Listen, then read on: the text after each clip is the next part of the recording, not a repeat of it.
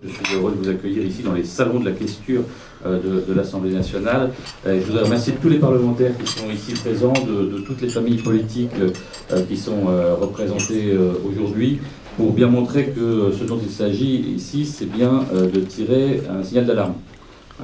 Si nous faisons ce matin ce petit déjeuner, c'est quelque part un constat d'échec collectif par rapport à une situation qui ne cesse de s'aggraver en matière de pesticides, alors que depuis de nombreuses années, tout le monde tire la sonnette d'alarme et dit que des lois ont été adoptées en ce sens pour réduire la quantité de pesticides, et on constate à l'inverse que les pesticides s'accroissent. Suite à la mission parlementaire sur les pesticides, nous avons souhaité, dans le cadre de la semaine pour les alternatives aux pesticides, pouvoir rassembler un certain nombre d'élus pour justement nous réunir autour d'initiatives pour réellement, dans les faits, arriver à terme à une réduction de l'utilisation des pesticides et à la promotion des alternatives.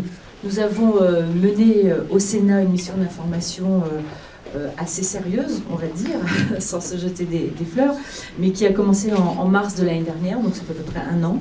Et nous avons travaillé pendant 9 mois avec une équipe élargie de 27 sénateurs. Et nous avons bien sûr essayé d'éviter de focaliser complètement sur l'agriculture, puisque l'agriculture n'est pas la seule économie utilisatrice de pesticides. La prise de conscience est aujourd'hui quasiment acquise, tant du point de vue de l'opinion publique en général, mais aussi des producteurs, de l'environnement en général.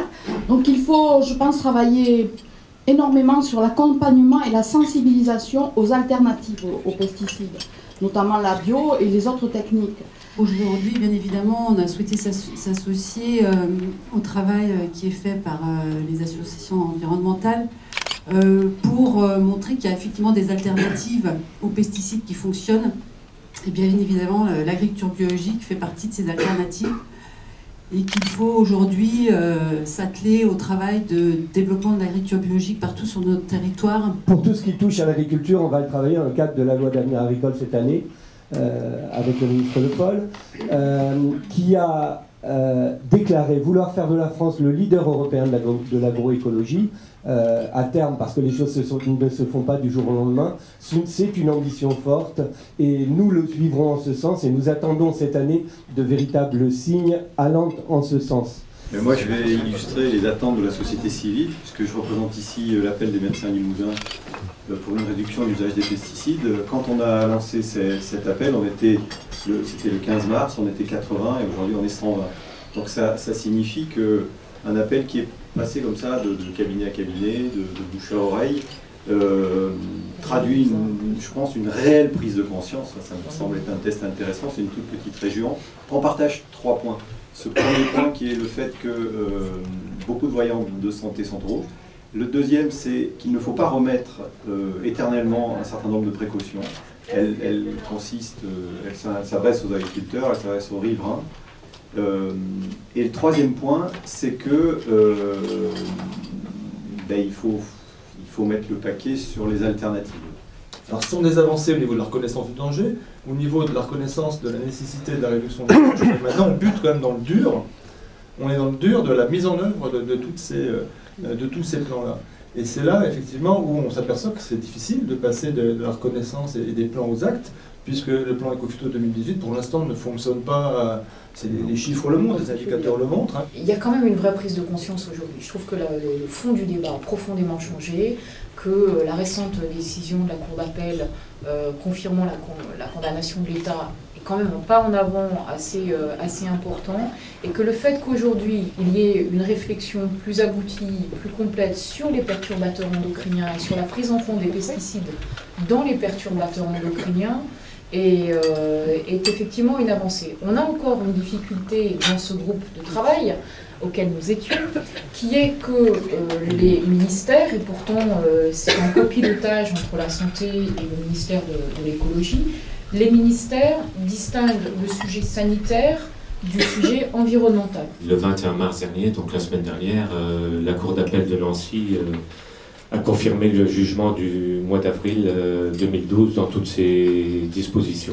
C'est une belle victoire pour moi personnellement, naturellement, mais c'est aussi la victoire de tout un groupe Phytovictimes sans qui je ne serais pas là aujourd'hui. La France a perdu ce rôle de leader qu'elle avait au niveau européen sur le dossier des produits phytosanitaires. Jamais la commission toxique, puis l'AFSA, puis l'EFSA, n'a donné un avis négatif sur ces produits. Par contre, les études scientifiques tendaient à prouver et prouver qu'effectivement, ces produits, ces molécules étaient extrêmement dangereuses pour les abeilles. Nous avons eu le plaisir de voir qu'en mai 2012, donc vous voyez le nombre d'années après, l'Agence européenne rendait un rapport où elle estimait qu'effectivement l'évaluation de ces produits n'était pas rigoureuse, ne respectait pas suffisamment les critères défendus par la directive européenne, et donc il y avait un vrai problème sur ces néonicotinoïdes. L'objectif en fait de ce matin et de ce comité, c'est bien de mettre en synergie, mettre ensemble les élus, toutes situations politiques confondues, comme on le voit ce matin, de façon à vraiment prendre en compte la question des pesticides à la racine, c'est-à-dire sans parti pris, sans idéologie, simplement en constatant les problèmes qu'ils posent et le fait qu'il y a des solutions qui existent. Donc maintenant à nous de mettre en valeur ces différentes solutions qui existent. Si vous avez été chiche dans la nourriture en croyant que c'était pas bio, tant pis pour vous, parce que le petit déjeuner était intégralement bio, bien sûr. On n'en doute pas, on n'en doute pas. Je remercie vivement les différents élus et les responsables.